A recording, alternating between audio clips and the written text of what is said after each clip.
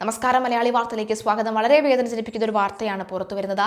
കൺമുന്നിൽ കളിച്ചു ചിരിച്ചു നടന്ന പിഞ്ചോമന റെയിൽവേ പാളത്തിലേക്ക് ഇഴഞ്ഞുകയറി തീവണ്ടി തട്ടി മരിച്ചതിന്റെ ആഘാതത്തിൽ നിന്ന് കാക്കുളം ഗ്രാമം ഇനിയും മുക്തമായിട്ടില്ല.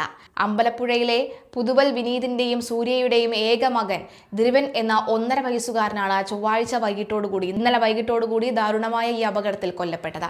വീടിന് തൊട്ടടുത്തുള്ള റെയിൽവേ പാളത്തിലേക്ക് കുഞ്ഞ് അറിയാതെ ഇഴഞ്ഞു കയറുകയായിരുന്നു.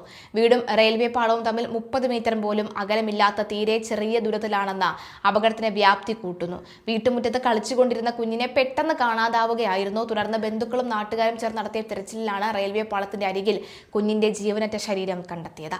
ചൊവ്വാഴ്ച വൈകിട്ട് 6 മണിയോടെ ആലപ്പുഴ ഭാഗത്ത് നിന്നും കൊല്ലത്തേക്ക് പോവുകയായിരുന്ന മെമു ട്രെയിൻ തട്ടിയാണ് ആ കുട്ടി അപകടത്തിൽപ്പെട്ടത്. മത്സ്യത്തൊഴിലാളിയായ വിനീതും സ്വകാര്യ ആശുപത്രി ജീവനക്കാരിയായ സൂര്യയും രാവിലെ ജോലിക്ക് പോയ സമയത്താണ് അപകടം സംഭവിച്ചത്. ജോലിക്ക് പോകുമ്പോൾ സൂര്യയുടെ വെളുമ്പറമ്പുള്ള കുടുംബ വീട്ടിലാണ് കുഞ്ഞിനെ ഏൽപ്പിച്ചിരുന്നത്.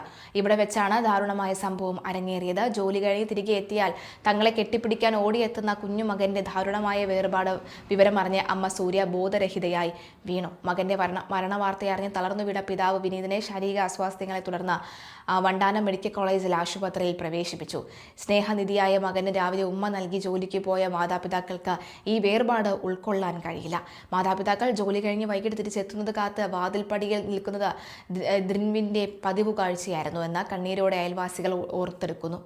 അപകട വിവരം അറിഞ്ഞ് ഓടിയെത്തിയ നാട്ടുകാരുടെയും ബന്ധുക്കളുടെയും വാവിട്ടുള്ള നിലവിളി പ്രദേശം മുഴുവനും വിറങ്ങലിപ്പിച്ചു. കുഞ്ഞിന്റെ വികൃതികളും കുസൃതികളും പറഞ്ഞ് പൊട്ടിക്കരയുന്ന മാതാപിതാക്കളെയും മുത്തശ്ശിയെയും ആശ്വസിപ്പിക്കാൻ എത്തുന്നവർക്ക് വാക്കുകൾ ഉണ്ടായിരുന്നില്ല.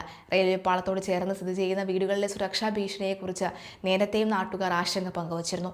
പാളത്തിലേക്ക് പെട്ടെന്ന് പ്രവേശിക്കാൻ കഴിയും തരത്തിൽ വേലിയോ സുരക്ഷാ മതിലുകളോ ഇല്ലാത്തത് ഇത്തരം അപകട സാധ്യതകൾ വർദ്ധിപ്പിക്കുന്നുണ്ടെന്ന് പ്രമുഖർ ചൂണ്ടിക്കാട്ടി. സംഭവത്തിന് പിന്നാലെ അമ്പലപ്പുഴ പോലീസും റെയിൽവേ പോലീസും സ്ഥലത്തെത്തി പ്രാഥമിക വിവരങ്ങൾ ശേഖരിച്ചു. ഇൻക്വസ്റ്റ് നടപടികൾ പൂർത്തിയാക്കിയ ശേഷം കുഞ്ഞിന്റെ മൃതദേഹം ആലപ്പുഴ വണ്ടാനം മെഡിക്കൽ കോളേജ് ആശുപത്രി മോർച്ചറിയിലേക്ക് മാറ്റി. ഇന്ന് രാവിലെ പോസ്റ്റ്മോർട്ടം നടപടികൾ പൂർത്തിയാക്കിയ ശേഷം മൃതദേഹം ബന്ധുക്കൾക്ക് വിട്ടു നൽകും. കൺമുന്നിൽ കളിച്ചു നടന്ന കുഞ്ഞിന്റെ അപ്രതീക്ഷിത വേർപാടിൽ പ്രദേശത്ത് മുഴുവനും വീടുകളിലും ശോകമൂകമായ അന്തരീക്ഷമാണ് നിലകൊള്ളുന്നത്.